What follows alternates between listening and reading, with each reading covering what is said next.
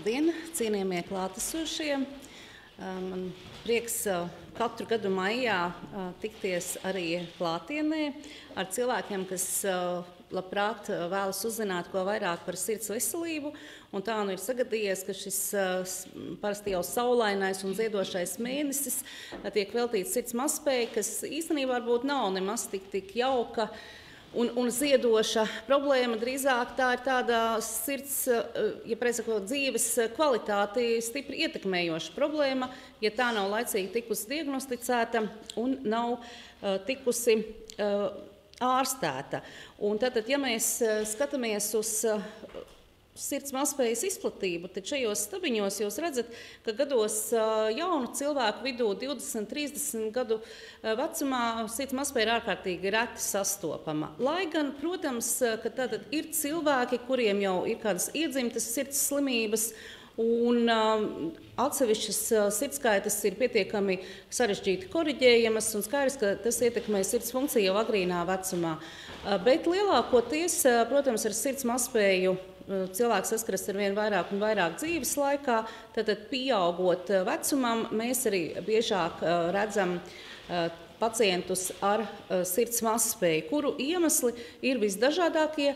Par tiem es arī pastāstīšu, bet mērķis šobrīd mūsu šai tikšanās reizē ir vairāk runāt tieši par citām slimībām, ne tik daudz varbūt par sirds slimībām, kas skaidrs, ka ir pamatā sirds mazspējas attīstībai, un par to, ka arī ne visas varbūt slimības tieši ir iemesls sirds mazspējas attīstībai, bet kuru esamība cilvēkam ar esošu sirds mazspēju, protams, sarežģīja prognozi. Un tātad, kā jūs redzat, tad visizplatītākā sirds mazspēja ir cilvēkiem pēc 80 gadu vecumu, kur šī izplatība sasniedz 13–14%.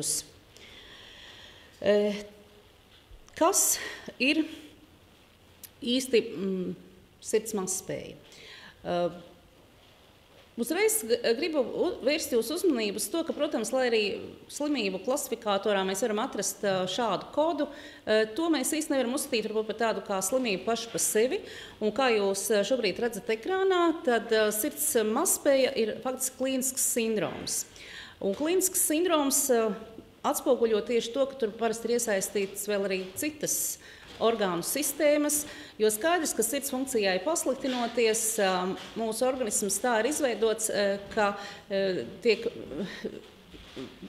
tad cenšas organisms nodrošināt normālu sirds funkciju, tad aktivizējas mūsu simpātiskā nervu sistēma, liek sirdī strādāt ātrāk, pat ja kontraktilā funkcija ir zemāka, jo mērķis ir nodrošināt normālu asins apgāda visiem audiem un orgāniem, jo faktiski no tā, kā sirds pumpē asins, kā apgādā pārējos audus un orgānus, ir atkarīga arī pārējo orgānu funkcija un arī faktiski mūsu labsajūta. Un šim klīniskajam sindromam ir raksturīgas pazīmes, raksturīgi simptomi. Diemžēl gan jāsaka, ka tie nav pārāk specifiski, jo mēs visi droši vien klātsošie zinām, ka pie sirds mazspējas visbiežākie simptomi ir nogurums, ātrs pulss, varbūt potīša tūska, bet visi šie simptomi var būt arī citu slimību gadījumā. Un tāpēc es arī esmu šeit uzsvērusi, iekrāsojis sarkanā, ka tātad, lai mēs runātu tiešām par sirds mazspējas diagnozi, ir jābūt arī kādām acīm redzamām sirds izmaiņām.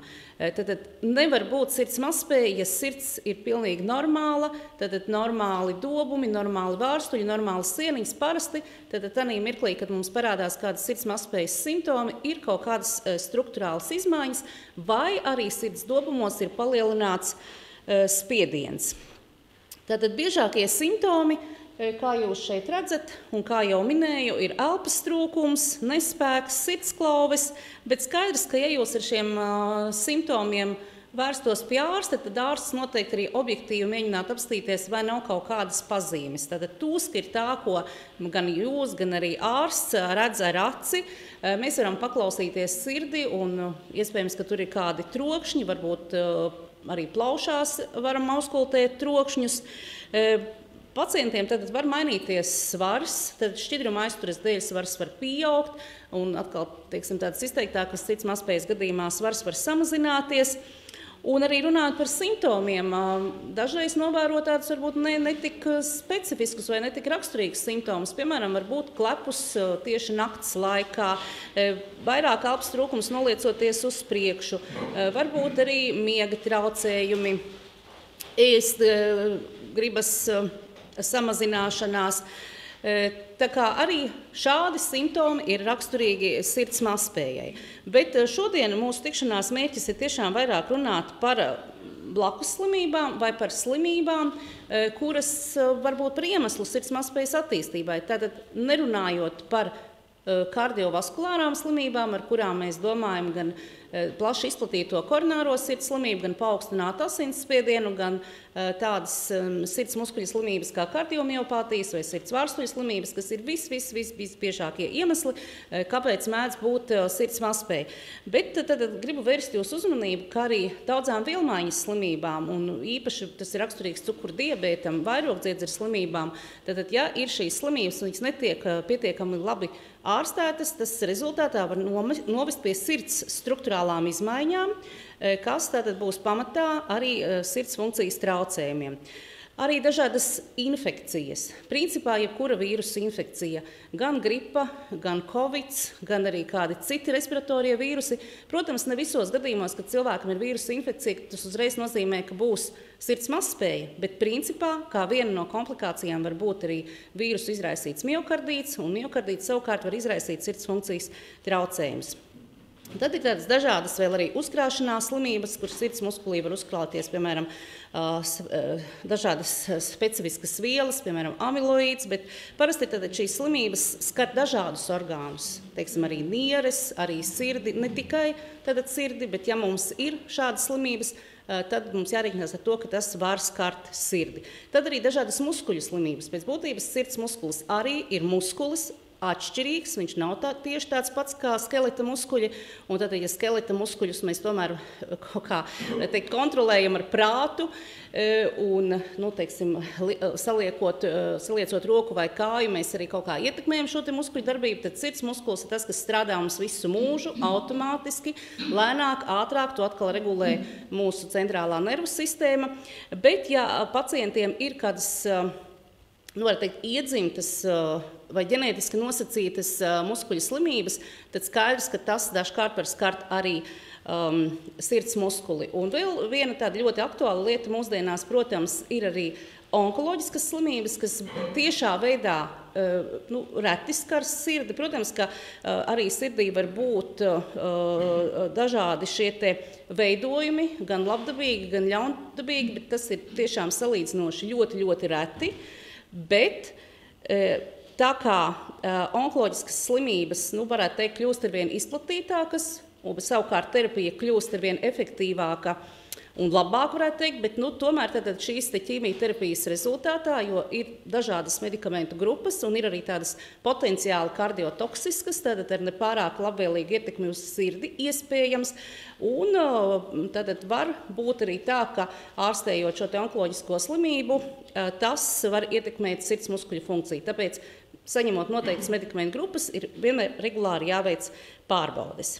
Es pieņemu, ka visi klātesošie ir diezgan labi informēti par to, kā var diagnosticēt sirds mazspēju. Tā kā neviens priekšlikums neatskan, tad es turpināšu. Faktiski ar sirds mazspējas diagnostiku ir diezgan vienkārši, ja tā var teikt. Sarežģīti ir tas, ko jau šeit minēja, ka nevienmēr var uzreiz nokļūt pie ārsta un nokļūt uz izmeklējumiem. Tas varbūt tas pamats ir tiešām sirds izmeklējums ar ultraskaņu, kur mēs varam apskatīties, kā tā sirds izskatās, jo, kā jau teicu, sirds mazspēja nevar būt, ja nav nekādas sirds muskuļa izmaiņas. Tātad vai nu tad sienijas ir sabiezējušas, vai tā sirds ir paplašinājusies, vai nestrādā kāds vārstuls, un to mēs varam novērtēt ar ultraskaņu. Un ehokardiogrāfijas rindas, protams, ka dažādās ārstniecības iestādēs varie no 3 nedēļām līdz pusgadam un vairāk. Un šis ir tas varbūt mazliet sarežģītais apstākļus. Savukārt, otra lieta, kas arī palīdz tikt skaidrībā, ir, varētu teikt, vienkāršas asins analīzes, jo sirds mazspējas gadījumā, tad, ja sirds muskulis tiek noslogots, tiek iestiepts, sirds muskuļšūnas izdala tādus specifiskus peptīdus, ko sauc par natriurētiskajiem peptīdiem, kuru loma ir faktiski atvieglot sirds darbu, veicināt šķidruma izvadi, paplašināt asinsvadus, lai atslogotu sirds darbu, bet mēs tad šo kompensatoro mehānismu izmantojam diagnostikas nolūkos. Tad natriurētiskie peptīdi, tad BNP vai NT-proBNP laboratorija analīze, faktiski aizejot uz laboratoriju, parasti jau tajā pašā dienā var saņemt atbildi. Sliktā ziņa, ka šī analīze joprojām nav iekļauta valsts apmaksāto laboratoriju izmeklējumu sarakstā, lai gan Latvijas kardiologu biedrība un arī sirds mazspējas darba grupa, mēs jau varētu teikt gadiem par šo jautājumu cīnamies, rakstam vēstules, bet pagaidām īsti līdz rezultātam neesam tikuši, bet tomēr ceram, ka jau tuvākajā laikā arī šis izmeklējums tiks apmaksāts. Tātad, ja ir atbilstoši simptomi, tātad analīzes un ehokardiogrāfija, un faktiski, lai tiktu skaidrībā, ir vai nav sirds mazspēja, ar to pilnīgi pietiek. Cita lieta, ka tai sirds mazspējai vienmēr ir arī iemesls. Un skaidrs, ka mums nepietiek tikai ar to, ka mēs esam sapratuši, ka sirds mazspēja ir, mums parasti ir jāsaprot arī, kas ir tas iemesls, jo neārstējot iemeslu, mēs arī labu rezultātu nevaram sagaidīt. Šis būs mazliet varbūt sarežģīti, bet tas ir tas, ko es ikdienā daru. Es veicu ehokardiogrāfijas izmeklējumus, un skaidrs, ka šis varbūt mazliet šķiet tā nesaprotami, jo es biju mazliet pārsteigta, ka pirms pāris nedēļām runājot ar 4. kursa studentiem, ka viņi pirmā mirklī īsti nevarēja saprast, ko es rādu. Ja, bet es tomēr gribētu vērst uzmanību, tātad šeit ir ultras šķērsgriezums, sirds šķērsgriezums. Un tad mēs šeit redzam labajā pusītē video, kur ir pilnīgi normāla sirds saraušanās funkcija. Un blakus, es domāju, ka jūs labi redzat, ka tā sirds knapi saraujas. Un faktiski tā ir tā sirds mazspēja. Bet ja mēs tā salīdzinām, tad sirds mazspēja var būt, piemēram, tad, kad mums sirds ir izplatusies, jo normāli sirds ir tāda, varētu teikt, elipsveida, viņa nav pilnīgi apaļa, kreisais kambris ir elipsveida. Bet šeit, tā kā sirds dobums ir jau paplašinājies, tad viņš izskatās tāds pilnīgi apaļš, sfērisks, un, varētu teikt, sirds ģeometrija ir pilnīgi izmainīta, un jau pieliekot ehokardiogrāfijas zondi, mēs redzam, ka tas sirds muskulis nestrādā kā nākas. Bet arī tajos gadījumos, kad sirds nav nemaz palielināta, bet kā jūs šeit redzat, tad tās sieniņas ir diezgan biezas. Tātad šeit ir pacients, kuram ir ļoti sabiezētas kreisā kambra sieniņas. Iemesli tam var būt dažādi, sākot ar ilgstoši paaugstinātu asinsspiedienu, kas nav labi kontrolēts, gan arī kādreiz arī ir tādas primāras kardiomiopātijas, kā piemēram hipertrofiska kardiomiopātija, kur gēnu mutāciju dēļ sirds muskulis ir sabiezējies, vai arī manis minētās uzkrāšanās slimības. Lūk, un ja mēs runājam par sirds mazspējas klasifikāciju, tātad, ja no klātsošajiem kādam pašam vai ģimenes loceklim ir šī diagnoze, jūs noteikti esat redzējuši, ka mēs tur runājam par tādām NIHA klasēm, kas parāda, tātad pirmā klase, protams, ka tā ir tāda vieglāka forma sirds mazspējai, 3., 4. tas nozīmē, ka pacientam ir ļoti izteikti simptomi.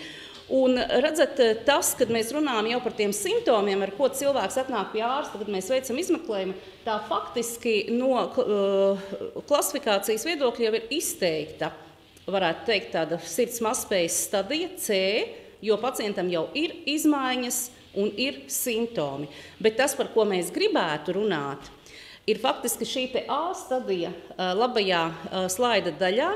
Tātad tas nozīmē, ka cilvēkam nav sūdzību, un ja mēs veiktu kādus izmeklējumus, ar to parasti domājot ehokardiogrāfiju, tad sirds ir pilnīgi normāla, sirdī nav nekādu struktūrālu izmaiņu, bet cilvēkam ir kāda no iespējamām slimībām, kas var veicināt sirds mazspējas attīstību. Praksē visbiežāk tas būs paaugstināts asinsspiediens, arī cukura diabēts, pa ko jūs šodien vēl dzirdēsiet. Jā, tā var būt arī kāda onkoloģiska slimība, kur pacients saņem potenciāli kardiotoksisku ķīmijterapiju. Tātad šī jau ir tāda, varētu teikt, jau sākotnējā stadija, kur sirds mazspējas vēl nav. Bet kur būtu jābūt ļoti vērīgiem un būtu jāsāk veikt regulāras sirds pārbaudes, lai vienkārši novērstu sirds mazspējas attīstību.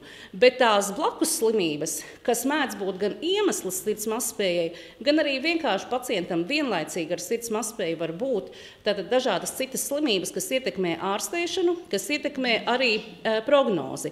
Un tad nerunājot par hipertenzija, paaugstinātu asinsspiedienu, koronāru sirds slimību un priekškambara mirdzēšanu, kas ir ļoti bieži sastopama sirds mazspējas gadījumos, tad šeit es gribētu vērst uzmanību, ka tad arī palielināts ķermeņa svars ir iemesls, kāpēc ar laiku var attīstīties sirds mazspēja, visbiežāk ar saglabātu kreisā kambara izsviedes frakciju, otrā tipa cukura diabēts, un par otrā tipa cukura diabētu jūs vēl dzirdēsiet, bet tur tie mehānismi ir, varētu teikt, tādi divējādi. Jo, protams, ka cukura diabēts, ja nav labi kontrolēts, veicina aterosklerozes attīstību, tad asinsvadu aizkaļķošanos, tas var būt iemesls infarktam, un infarkts, protams, veicina rētu veidošanos un samazina sirds funkciju. Bet, ja ir augsts cukura līmenis, tas var izraisīt arī struktūrālas izmaiņas sirds muskulī, veidojas tā saucamā diabētiskā kardiomiopātija, kad sirds muskulis vairs nav tik elastīgs un tad arī izraisa sirds mazspēju. Hroniska nieru slimība ir ļoti bieži sastopama. Faktiski statistika rāda, ka aptuveni pusē sirds mazspējas pacientu ir arī hroniska nieru slimība. Un šeit, varētu teikt, tā saikne ir abējāda. Tad jau pašā manas uzstāšanās sākumā es minēju, ka sirds ir tā, kas nodrošina normālu asins apgādi visam organismam. Tā skaitā nierēm. Ja? Un skaidrs, ka ja tā asins apgāde nav pietiekama, tad citu orgānu funkcija var ciest, un nieres, varētu teikt, ir tās, kas varbūt pat visbiežāk cieš pirmās.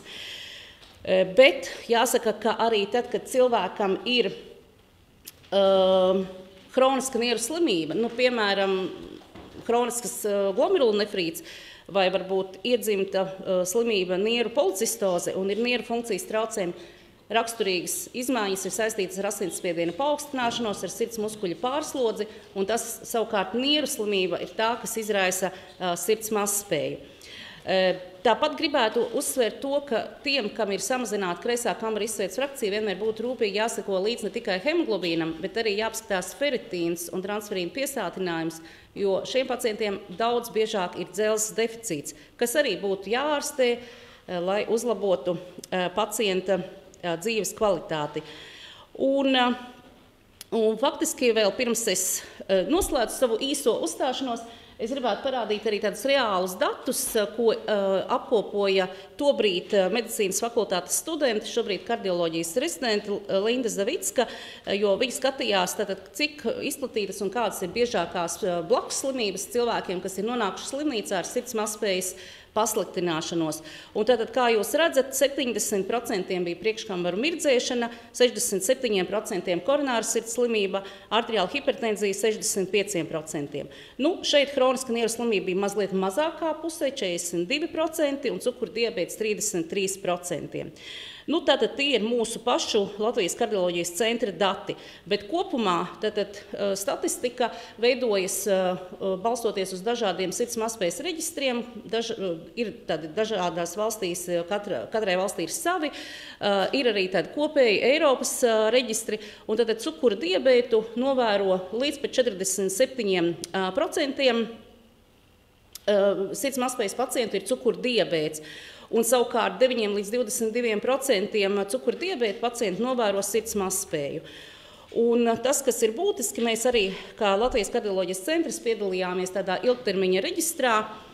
Un izrādās, ka tie pacienti, kas nonāk slimnīcā un kuriem ir cukura diabēts, tad tas, diemžēl, ietekmē arī viņu prognozi. Tātad, ja būtu tikai sirds mazspēja, prognoze būtu labāka. Un tāpēc ir ļoti svarīgi ārstēt ne tikai sirds mazspēju, bet arī diabētu, vai arī, ja ir diabēts, tad viņu ārstēt un kontrolēt tik labi, lai neattīstītos sirds mazspēja, un tas, kas varbūt veicina šo sirds mazspējas attīstību, tas, protams, ir tas diabēta stāsts, cik labi tiek kontrolēts cukura līmenis, un vai ir vēl kādi citi kardiovaskulārā riska faktori. Tātad, ja ir tas diabēts kopā arī ar paaugstinātu asinsspiedienu vai priekškambaru mirdzēšanu, skaidrs, ka tas ievērojami palielina iespēju attīstīties sirds mazspējai. Bet, kā jau es teicu, viss šis ir ļoti cieši saistīts, un tāpēc arī es došu vārdu kolēģiem. Vispirms par sirds un nieru saistību pastāstīs profesore Ieva Ziediņa, kas ir arī nefrologu asociācijas prezidente.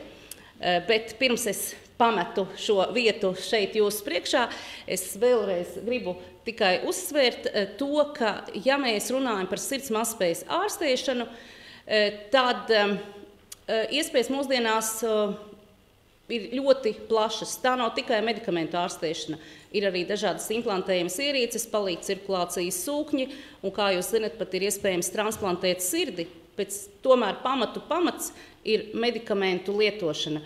Nekavējoties sīkāk pie zālēm, jo arī, ja mēs runājam par dažādām sirds mazspējas grupām, vai izsveidas frakcija ir saglabāta vai samazināta, šīs te medikamentu komplekts mazliet atšķiras, lai gan tieši jaunākie dati liecina, ka tāda jauna medikamentu grupa, kas šobrīd ir iekļauta kompensējamo zāļu sarakstā, kā glikozes natrija, es nevaru izrunāt latviski, inhibitori, ko mēs parasti lietojam angļu abreviatūru SGLT2 inhibitori, tad tie ir lietojami praktiski neatkarīgi no tā, kurai grupa ir, jo ir faktiski viena no retajām medikamentu grupām, kas strādā jebkuras sirds mazspējas gadījumā. Bet akcents, ko es gribu pateikt, ka lielākoties tas nav viens medikaments. Parasti ir jālieto vairāki, parasti ir jāsasniedz mērķa deva, un tad, kad paliek labāk, tad zāles nedrīkst pārtraukt, jo parasti seko pasliktināšanās. Un tāpēc mūsdienās iespējas ir ļoti plašas, bet ir ļoti precīzi jāievēro ārsta rekomendācijas. Bet tā kā solīts bija šodien runāt tieši vairāk par blakus slimībām, tad par to, kā nieres un sirds cieš un priecājas kopā, lūksim pastāstīt profesoru Ievu Ziediņu.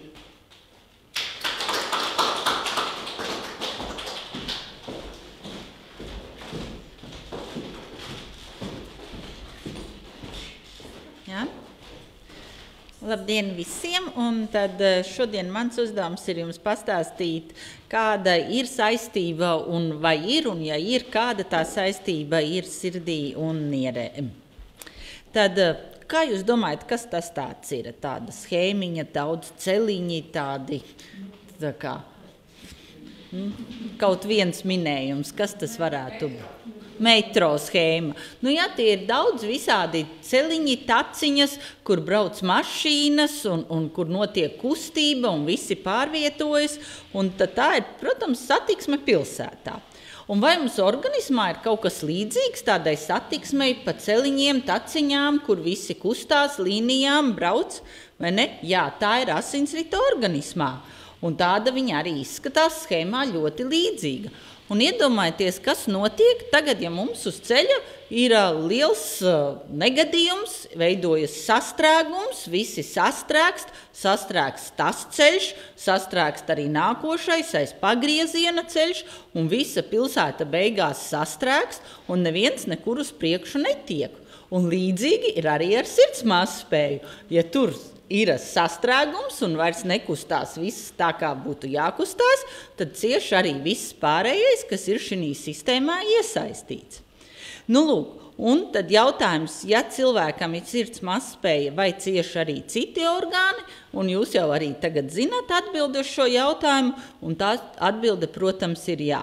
No šķidruma pārslodzes sākumā cieši visi tie orgāni, kas ir aiz sirds, kur pa vēnām pienāka asinis, kas ir sastrēgušas, vairs nepienāk, plaušas cieši, šķidrums klājas plaušās, šķidrums krājas mīkstajos audos, ir lielāks vēders, varbūt kājas uztūkušas, pat zilganas reizēm paliek, bet arī no otras puses, kā jau dr. Kamzola minēja, nieres ir ļoti atkarīgas no tā, cik sirds spēj pumpēt asinis tālāk, jo nierēm normāli būtu jāsaņem 20 līdz 25% no katras tās izsviedītas, ko sirds izsviež katrā ciklā.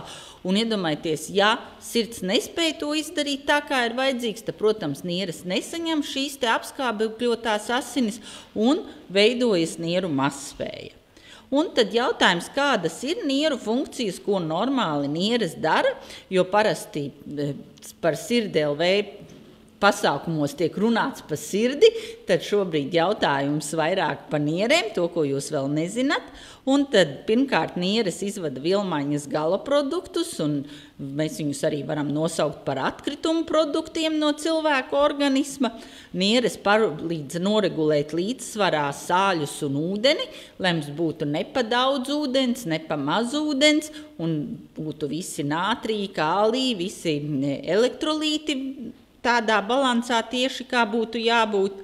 Tālāk nieres regulē asinsspiedienu caur tādu sarežģītu hormonu sistēmu, kas nāk no nierēm, un arī ražo citus hormonus, kas atbild gan par eritrocītu veidošanos, lai cilvēkiem nebūtu anēmijas, mazisenības, par D vitamīnu, un, kā jau minēju, piedalās asinsspiediena regulācijā.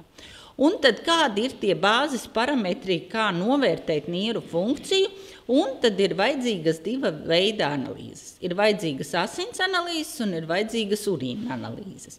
Un asins analīzēs bāzes parametrs, kas ir jānosaka, ir sēruma kreatinīns. Un pēc tam no sēruma kreatinīna tā tiek aprēķināts glomerulārās filtrācijas ātrums, un kā jūs redzat šī piemērā, šeit pacientam tad sēruma kreatinīns ir paaugstināts, un attiecīgi tad izrēķinot pēc viņa vecuma un dzimuma normas, tad viņam sanāk glomerulu filtrācijas ātrums 34 ml minūtē. Un otrs, kas noteikti ir jāveic, ir jāveic urīna analīzes, jo par nierēm nevar spriest bez urīna analīzēm. Un tad ir pirmkārt jāveic parastā urīna analīze ar mikroskopiju, kur apskatās, kādas šūnas mums ir urīnā, vai ir vai nav. Un ir jānosaka mazie olbaltumi urīnā. Un tos mazos olbaltumus mēs saucam par mikroalbuminūriju, un tā analīze arī laboratorijā tā arī saucās mikroalbuminūrijas noteikšana. Un jūs redzat šeit piemērs arī no vienas pacientes analīzēm, kur viņai ir veikta šī mikroalbuminūrijas noteikšana, un jūs redzat, ka albumīns viņai ir paaugstināts urīnā, un attiecīgi aprēķinot pēc albumīna kreatinīna attiecības, viņai tad izdalās vidēji daudz, te var redzēt, vidēji daudz albumīnu katru diennakti. Jautājums tad, ja šeit pacientam bija samazināts glomerulu filtrācijas ātrums, kāds ir normāls glomerulu filtrācijas ātrums, un tiek uzskatīts, ka jauniem cilvēkiem, tas ir līdz 40 gadu vecumam, normāls glomerulu filtrācijas ātrums ir 125 plus mīnus 25 ml minūtē katru minūti. Un tas nozīmē, ka pacientiem mums ir tā rezerve plus mīnus atkarībā no tā, ko mēs darām. Ja mums ir tāds mierīgāks darbs, mums nav papildus slodzes, tad nieres strādā tā kā bišķiņ mazāk un tur to rezervi uz to laiku, ja mēs izdomāsim darīt kaut ko īpaši, ja mēs izdomāsim skriet maratonu, jo tad, ja būs jāskrien maratons, tad būs jāieslēdz visas rezerves un jāstrādā ar papildus darbu. Vai, piemēram, sievietēm, tad, kad iestājas grūtniecība, tad ir jāstrādā papildus, un tad nieres atkal ieslēdz savas rezerves un strādā papildus, un parasti tad grūtniecēm glomerulu filtrācijas ātrums ir labāks, lielāks nekā sievietēm, kam nav grūtniecības. Bet, diemžēl, nieres novecot tāpat kā visi orgāni, un jūs redzat, ka pēc 40 gadu vecuma tad katru gadu glomerulu filtrācijas ātrums samazinās pa 1 ml minūtē. Un schēmās jūs arī redzat vīriešiem un sievietēm, kā tas ir, kad līdz apmēram 40-45 gadu vecumam turās apmēram vienā līmenī, un tad katru gadu normālā fizioloģiskā novecošanās, kas notiek, tad glomerulu filtrācijas ātrums samazinās. Tālāk, kāda izskatās normāla urīna analīze, tad tas ir šādi, kur visi parametri ir normas robežās un ir negatīvs un neparādās ne olbaltums, ne cukurs, ne leikocīti, ne eritrocīti, nekas mums nav, viss ir normāls, un arī noteikti ir šī te mazie olbaltumi, mikroalbuminūrija, un jūs redzat, šī gadījumā pacientam mikroalbuminūrijas nav. Un nākošais parametrs, kas ir tikpat svarīgs kā analīzes, tas ir, mums ir jāredz, kādas nieres izskatās, ir vajadzīga nieru ultrasonogrāfija, tāpat kā dr. Kamzola minēja par sirds ultrasonogrāfiju, ko saucam par ehokardiogrāfiju. Nierēm mēs tāpat lietojam vārdu ultrasonogrāfija, un šeit jūs redzat pilnīgi normālu kreiso nierīti ar gludu kontūru, normālu biezu to garozes slānīti, un redzat arī apakšā izmērus, kas ir pilnīgi normāli, 11 cm garas un 6 cm platas nieres. Bet citreiz ir tā, ka analīzes vēl ir normālas, bet nieres jau ir struktūrā izmainītas, un kā piemēram šeit, jūs redzat, nieres jaunam cilvēkam ir pilnas jau ar cistām, ļoti daudzām, tā ka pat nevar saskaitīt, un, lai gan nieres vēl strādā normāli, viņam ir ļoti liels risks attīstīties nieru mazspējai. Un līdz ar to, ko tad mēs saucam par hronisku nieru slimību, tā ir tā pati hroniskā nieru mazspēja, bet tikai jau vairāk kā 20 gadus mēs nelietojam terminu hroniska nieru mazspēja, bet hroniska nieru slimība. Un tas var būt gan izmaiņas šīs te nieru struktūrās, kā nieres izskatās, gan arī izmaiņas nieru funkcijās. Un, ja mēs gribam teikt hroniska, tad tas nozīmē, ka tas ilgst vairāk kā 3 mēnešus. Un tad tālāk mēs arī to sadalām, kāds ir risks attīstīties gala stadijai nieru mazspēja, ka pacientam ir vajadzīga mākslīgā niere, jeb dialīze vai nieru transplantācija. Un jūs redzat, tad tā tabula izskatās tā kā luksofors pēc krāsiņām. Zaļš tas ir tad, kad ir labi, kad ir 1., 2. stadija un albumīns urīnā neizdalās, tie zaļie kvadrātiņi, un attiecīgi, piemēram, ja pat nieru funkcija ir laba, bet albumīns izdalās, ja nedaudz tikai ir mikro, tad ir dzeltens, bet ja daudz izdalās, tad jau ir oranžs. Un attiecīgi var būt tā, ka albumīns nav, bet filtrācija krīt, un attiecīgi risks pieaug, tātad paliek dzeltens, oranžs un pēc tam jau sarkans. Un kā lai vieglāk to saprastu, tad arī es studentiem prasu tās stadijas, un es viņiem saku, kaut kā vajag iemācīties arī tos ciparus, jūs zinātu, cik liels risks pacientiem ir. Un te viena studente man uzzīmēja šādu schēmu. Un es pilnīgi piekrītu, ka tas ir pilnīgi pareizi, ka tā tas ir, ka tad, kad nav riska, tad pacients ir cilvēks, viņš ir priecīgs, viņš smaida, un viņam ir smaids uz lūpām, un tad, kad jau parādās albumīns urīnā, viņš jau paliek tāds nopietnāks un domā, kas būs, kad ir pavisam daudz, tad jau viņš paliek tāds pavisam noskumis. Un savukārt, ja jau sāk kristies glomurulu filtrācijas ātrums, viņam lūpu kaktiņi laižās vēl uz leju, un tad, kad jau ir gandrīz tuvu dialīzei, jau birst asaras un ir slikti, un kad ir dialīze, tad ir jāraud un jādomā, kā lai dzīvo tālāk. Bet kā mēs arī dzirdējām, tad ir iespēja arī nieru transplantācijai, un tad tas smaidiņš atkal atgriežas, jo mēs redzējām, ka Jolanta savā uzrunā mums smuki smaidīja. Jā. Un tad par saistību ar nieri un sirdi, par sirdi un nierēm, tātad mēs lietojam tādu medicīnisku terminu kā kardiorenāls sindroms. Kardio, jūs redzat, tas ir sirds, un renāls tas nozīmē nieres. Un kopā sindroms tas ir vairāku pazīmju kopums. Un tad, protams, ir definīcijas un ir arī kodi, kā mēs tos, kā ārsti kodējam šo te slimību, bet jūs redzat, tā definīcija laiku arī ir mainījusies, bet skaidrs, ka tas ir slimību spektrs, kas ietver abu divu orgānu mazspēju, kas var būt gan akūta, gan hroniska. Un līdz ar to mēs izdalām 5 tipus, un jūs redzat, ka mēs izdalām atkarībā no tā, kurš orgāns ir pirmais, kurš cieš. Ja pirmā cieš sirds, tad mēs to saucam par kardiorenālu sindromu. Tas ir numur 1, ir akūta kāda situācija, ka sirds cieš, un pēc tam tad cieš nieres. Savukārt, ja nieres cieš pirmās, tad mēs tos vārdus samainām vietām, un mēs sakam renokardiāls sindroms, ka vispirms cieš nieres, un pēc tam tas cieš sirds. Un vēl ir arī 5. tips, kad ir kāda tāda sistēmiska slimība vai sistēmisks notikums, ko mēs redzējām, piemēram, Covid pandēmijas uzliesmojuma laikā, kad cilvēkiem slimoja ar drudzi un viņiem ir sistēmisks iekaisums, izdalās daudz dažādas vielas, un tad cieši abi divi, cieši gan sirds, gan nieres. Un tad, piemēram, piemēri, un arī cik daudz tā ir, kad, piemēram, ir akūta sirds mazspēja, pacientam ir akūts miokarda infarkts vai akūts miokardīts, un pēc tam tad rodas akūta nieru mazspēja, un tas var būt apmēram 1/4 pacientu. Tālāk Hronisks ir tas, kas ir visvairāk visiem, un jūs redzat, ka cilvēkam ir hroniska sirds mazspēja, un pēc tam pievienojas hroniskā nieru slimība, tad to novēro pat, Ginta teica, apmēram 50%, kā kuros tanīs pētījumos, šeit man bija dati 45 līdz 65% pacientu. Tālāk variants uz otru pusi, kad pirmās ir akūts nieru bojājums, ir akūta nieru mazspēja, un pēc tam no tā 15% pacientu var veidoties akūta sirds mazspēja, un savukārt ar hronisko variantu, kad ir hroniska nieru slimība, dēļ primārām nieru slimībām, tad līdz pat pusei pacientu, līdz pat 50% pēc tam novēro gan paaugstinātu asinsspiedienu un sekojošu sirds mazspēju, vai pacientiem, piemēram, kam jau nieres strādā pavisam švaki, kā jau minētā šī te ūdens šķidruma pārslodze, tā tad rada savukārt atkal ļoti smagu sirds mazspēju.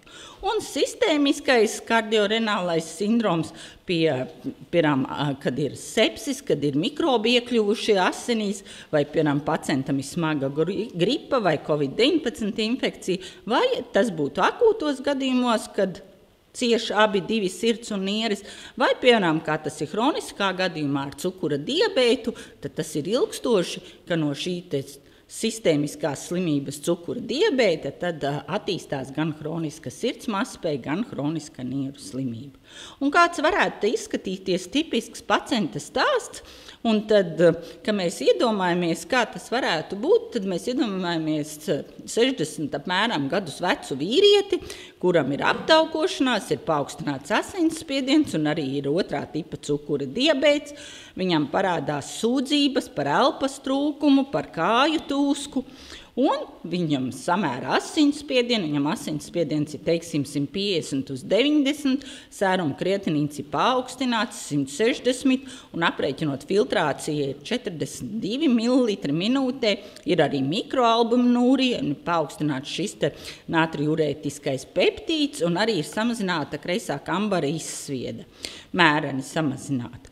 Un ko tad varētu darīt? Un tāds ārsts, kurš nav sekojis līdzi jaunākām rekomendācijām un varbūt atceras to, ko kādreiz mācījies, viņš domā, asinsspiediens augsts, tā tad ir jāpalielina asinsspiedienu pazeminošos zāles un kāju tūskām ir jāizraksta uzīndzenošās zāles. Un kas notiek pēc 2 nedēļām? Protams, pacientam ir elpot vieglāk, kāju tūskas mazinās, bet kas notiek tālāk ar nierēm, asinsspiediens arī ir labāks, jo asinsspiediena zāļu devas ir lielākas, bet sēruma kreatinīns arī ir uz augšu un filtrācija ir samazinājusies, jo nieres ir cietušas no šī te šķidruma samazinājuma un sekojošās filtrācijas mazināšanās. Un jautājums, vai mūsdienās ir kaut kas, ko mēs varam darīt labāk vai ko darīt tālāk, lai šādas situācijas nebūtu? Un kā iepriecināt, kā lai nieres un sirds kopā priecājas? Un tad numur 1, protams, tas ir nesmēķēt, ko grēko ļoti daudzi pacienti. Un, ja jūs nezinājāt, tad Latvija ir arī viena no pirmajām vietām Eiropā pēc smēķētāju daudzuma. Tālāk tad ēst mazāk sāli, jo sāls ļoti veicina šo te šķidruma pārslodzi.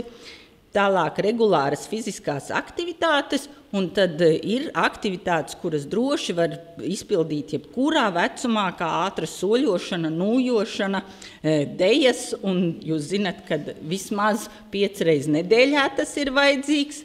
Un jākontrolē pašiem asinsspiediens un pulss, ir jāzina, kāds jums ir mājās pulss, nevis ārsta kabinetā vai atnākot uz pasākumu, kad visi ir satraukušies.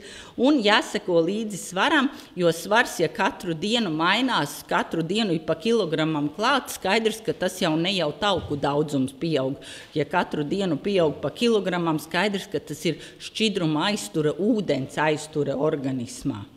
Tālāk tad ir jāzina savas zāles, kādus medikamentus, kādās devās jūs lietojat, un vai nu ir jānēsā līdzi saraksts ar zālēm, vai arī telefonā vajag viņas nofotografēt, lai ārstam ta vizītes laikā jūs varat parādīt. Un ja ir ārsts teicis, ka zāles jālieto no rīta, tad zāles ir jālieto no rīta.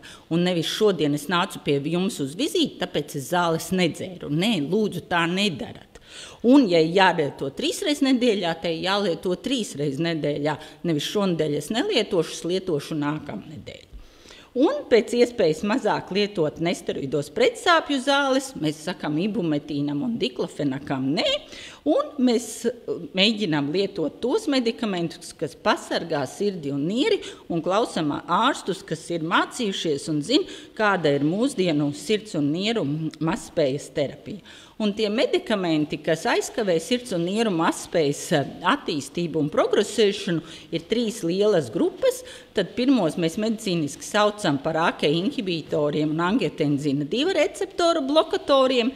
Tālāk ir jau pieminēti SGLT2 inhibitori, un trešie ir nesteroīdie minerālkortikoidu receptoru antagonisti.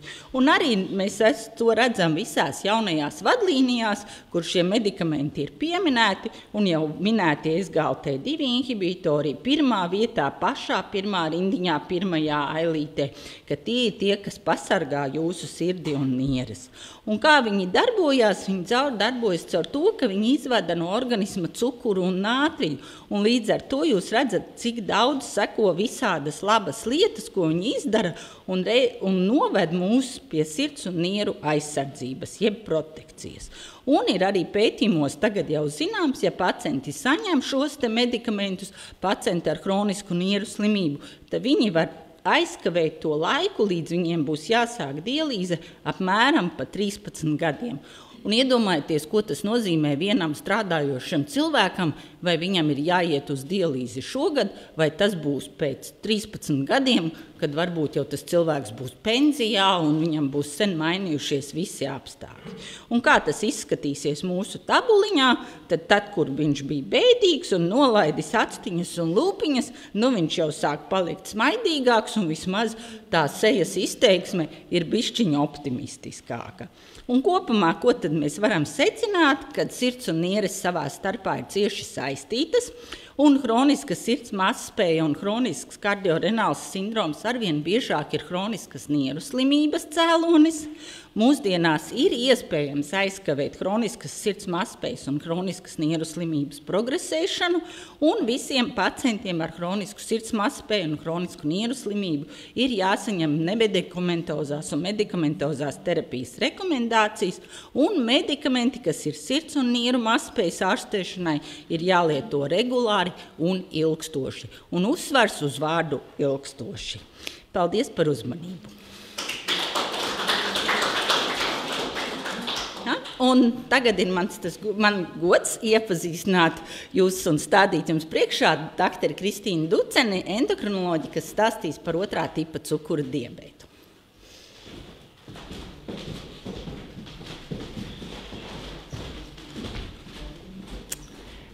Jā, prieks jums redzēt visu šeit tik labā formā. Un īstenībā es par diabētu runāšu diezgan maz. Es pārsvarā runāšu par aptaukošanos. Lai gan jūs šeit, skatoties no aizmugures, visi esat brīnišķīgā formā, lielākā sabiedrība, diemžēl, mūsdienās nav tik labā formā kā klātesošie. Un, kā arī doktora Kamzola rādīja savā lekcijā, kad sirds mazspējas pacienti vismaz 3. daļa ir aptaukojušies, un vismaz 3. daļā ir 2. tipa cukura diabēts, kas nereti arī iet roku rokā. Tā kā 2/3 jau no šīs sirds mazspējas pīrāga iemesla sastāda aptaukošanās un diabēts. Un es jums šodien gribu izstāstīt, kā tas liekais svars, kāpēc tas ir slikti un kā tas rada visas tās savas sekas un par visu pēc kārtas. Nu, reizē mums sanāk tāda diskusija, vai eksistē tāda veselīga aptaukošanās. Jums arī droši vien ir paziņas, kas saka, es esmu tāds veselīgs resnīts, ja? Un kā to novērtēt un vai to vispār var novērtēt. Ja? Tad šeit ir no angļu vārds, jūs redzat, metabolic healthy, positive, it kā metabola veselīga aptaukošanās. Un tas nozīmē, ka teorētiski liekas, ka tad mums ir mazāks gan sirds slimību risks, gan mazāks otrā tipa cukura diabēta risks. Un tad, vai mēs esam aptaukojušies vai nē, to visprecīzāk var nomērīt pēc šī ķermeņa masas indeksa, angliski tas saucās body mass index, ja? Arī ir tāds rādītājs, ko jūs zinat, insulīna rezistence, ja, kas liecina par diabēta risku, un sistēmisks iekaisums, ko jūs arī varbūt redzat, kad analīzēs jums reizēm nosaka tādu augstu jutīgo C reaktīvo olbaltumvielu. Ja runā par taukaudu izplatīšanos, tā neveselīgā aptaukošanās tiešām, kas mums ārkārtīgi palielina diabēta un sirdslimību risku, ir tie tauciņi, kas mums nogulsnējuši šeit uz vēdera, uz aknām. Kas ir visslinkākā zona? Tie, kas sievietēm varbūt ir uz gurniem, tie varbūt kosmētiski reizēm izskatās netik labi, bet to lielāko risku tieši dod šī aknu aptaukošanās un vēdera aptaukošanās. Un tad, protams, ir tādi sliktie adipocīti, jeb taukšūnu izdalītās vielas, taukšūnu hormoni, adiponektīns, kas ir tāds labs, kas mums aizsargā no sistēmiskā iekaisuma, tas jūs redzat ir uz leju un virkni tādi sliktie, ja, iekaisuma citukīni, kas izmainās un palielinās pie liekā tauku daudzumu. Un tad, kad ir tā neveselīga aptaukošanās, jūs redzat, taukaudu uzkrājas uz vēdera, ja, ne tikai uz aknām, bet arī ap sirdi, ja, ko arī dr. Kamzola rādīja, kas veicina sirds mazspēju, aizkuņu dziedzeri, muskuļos, ja, un kas beigās notiek. Tātad šeit jūs redzat veselus cilvēkus, ja, un kas notiek cilvēkam aptaukojoties. Jo aptaukošanās jau, protams, ir arī lielā mērā civilizācijas slimība. Tur, kur mēs mazāk kustamies, un mums ir Rīgas centrs pilns ar kūkotavām, miltu darbnīcām, un visur piebraucam ar mašīnām un nekustamies, tie taukaudi paliek vairāk. Jūs redzat, palielinās gan viņu daudzums, gan viņu izmērs. Un viņi paliek disfunkcionāli, viņi vairs nav normāli. Un kas ir tas pats sliktākais, ko viņi dara? Viņi veicina zemes aktivitātes hronisku iekaisumu. Šeit jūs redzat, ka palielinās lēnām iekaisuma šūniņas dažādas, un jebkurš hronisks zemes aktivitātes iekaisums rezultējas ar fibrozi.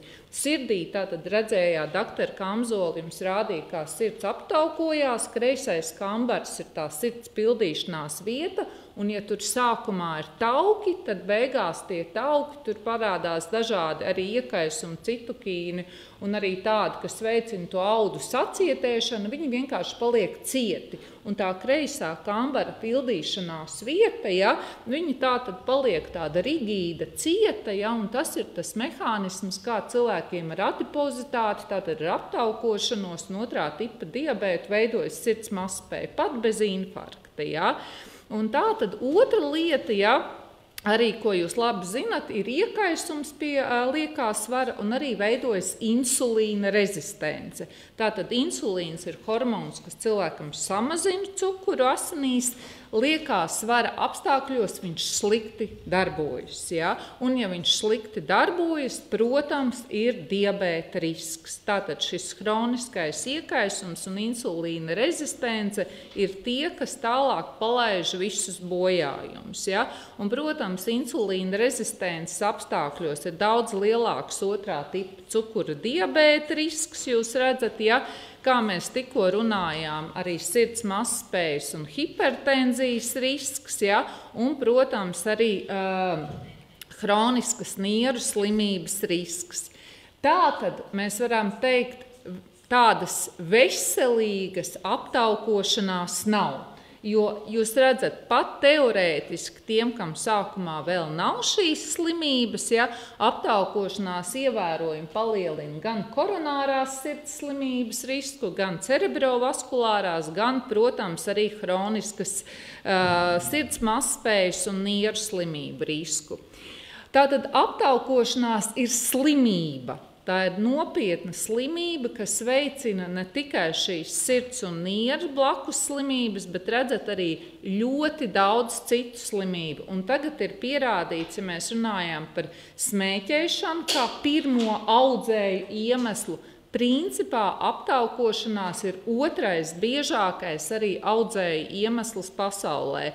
Jo saprotiet, pie šīs aptaukošanās ir šis iekaisums, ja, ir imūnās sistēmas supresija, ja, un tātad ļoti pieaug onkoloģiskais risks. Ja. Tā kā to mēs arī redzam, ka tās ir tiešām ļoti nopietnas sekas. Un šeit jūs arī redzat, kā pieaug sirds slimību risks palielinoties ķermeņa masas indeksam. Tātad aptaukošanās mēs uzskatām, ja ir ķermeņa masas indeks virs 30, starp 25 un 30 ir virsvars, ja? Un pieaugot virs 30 ārkārtīgi palielinās, ja, sirds slimību risks. Un kas ir, ja mēs runājam par otrā tipa diabētu, otrā tipa diabēts ļoti reti, ļoti īslaicīgi ir viens pats. Viņš parasti, tātad jūs redzat šeit, kombinējas vismaz ar 2 vai 3 citām patoloģijām, no kurām visbiežākais tātad ir sirds mazspēja, asinsspiediens paaugstināts, palielināts holesterīna līmenis. Ja? Šeit jūs redzat kreisajā pusē hroniska nieru slimība, arī infarkta, insulta riski, priekškambara mirdzēšana. Ja? Un arī dr. Kamzolis rādīja, kā aptaukošanās palielina tātad priekškambaru mirdzēšanas risku, ja, kas arī noved pie sirds mazspējas. Tātad šis visi tauciņi, kas ir uz kreisā kambara, veidojas struktūras izmaiņas un arī sirdī elektriskā lādiņa izmaiņas. Ja? Un tas ir gan mirdzēšanas aritmijas, gan arī pēkšņas nāves risks. Un šeit es intereses pēc jums gribēju parādīt, bija aptaukošanās un pēkšņas nāves reģistra dati no apvienotās karalistes. Jūs redzat absolūti jauni cilvēki, tātad vidējais vecums 23 vai 27 gadi. Ja, ķermeņa masas indeks, jūs redzat, ir ievērojami palielināts. Ja, un paskatieties, kādas ir atšķirības sirds svaram starp pacientiem ar aptaukošanos un pacientiem bez aptaukošanās. Ja? Tātad ļoti ievērojami pieaug sirds svars šiem pacientiem ar aptaukošanos. Otra lieta, ja, kad šī insulīna rezistence, šis hroniskais iekaisums nav tikai mums uz sirdi, uz nierēm, uz aknām, viņš diemžēl lokalizējas arī smadzenēs. Ja? Un tagad jau mēs ļoti daudz runājam, ka aptaukošanās palielina gan Alzheimera slimības risku, gan arī vaskulārās demences risku un, protams, ne tikai vecākiem cilvēkiem, bet arī gados jauniem cilvēkiem. Jo šis hroniskais iekaisums smadzenēs traucē nervu signālu pārvadi. Un šīs sinapses, šie nervu signālu pārvadi, ja, arī šīs smadzeņu šūnas ar laiku var iet bojā. Tā kā, ja jau bērnībā ir aptaukošanās, ja, tas protams, palielina arī šo te risku. Tad mums, protams, arī kā latviešiem ir ļoti svarīga fertīlā funkcija, lai mēs vairotos. Ja? Un kas notiek? Jūs esat redzējuši, ejot pa Jūrmalu, ka tie arī jaunie cilvēki ar lielo vēderu, viņiem arī reizēm aug krūtis. Ja? Jo kāpēc aptaukošanās apstākļos tātad samazinās testosterona, vīrišķā hormona sintēze, jo vīrišķie hormoni veidojas izējas punktā no sievišķajiem hormoniem. Sievišķie hormoni palielinās tajos taukaudos tāds enzīms aromatāze un vairāk veidojas estradiols, kas ir sievišķais hormons. Un vīriešiem sāk augt krūtis, tas nebūtu tas trakākais, bet otrkārt viņiem samazinās arī testosterons, ir traucēta arī fertilitāte, ja? Un testosterons, zems testosterons arī palielina visu lipīdu aktivitāti, un tas atkal ir saistīts ar sirds asinsvadu sistēmas slimību pieaugumu. Ja? Tātad ne tikai šī fertīlā funkcija zemāk, ja, bet arī ļoti augsts sirds asinsvadu slimību risks. Ja?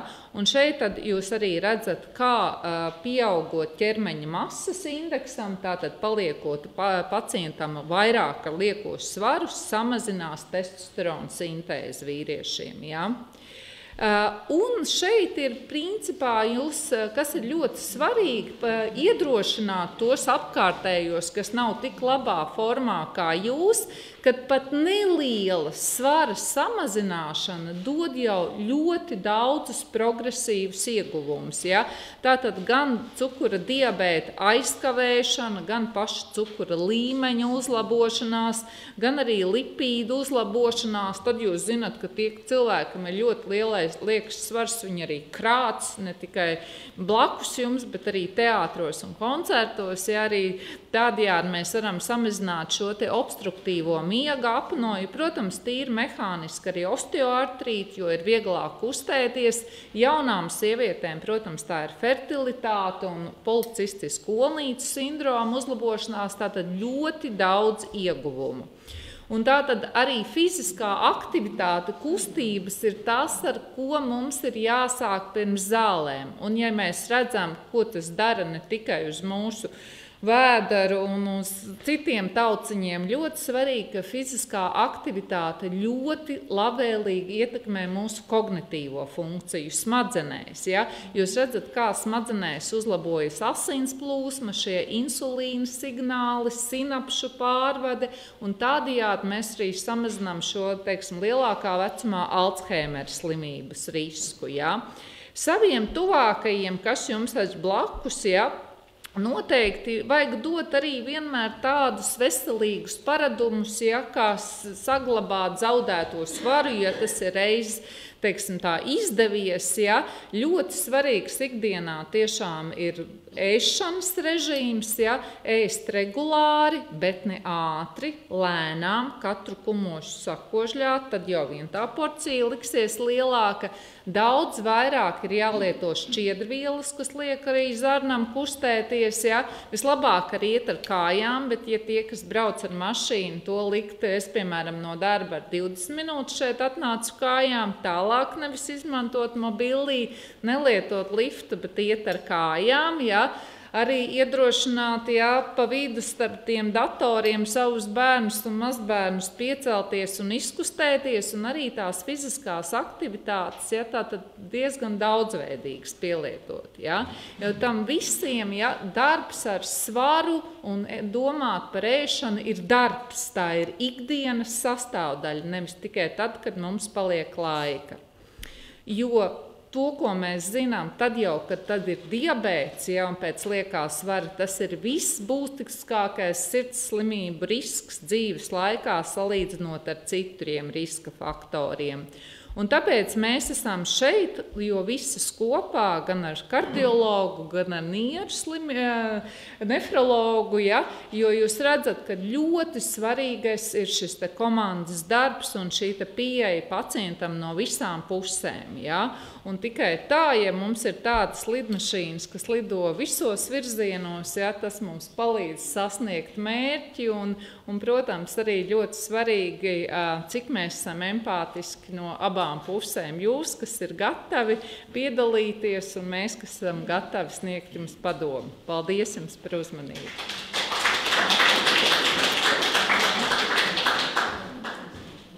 Paldies.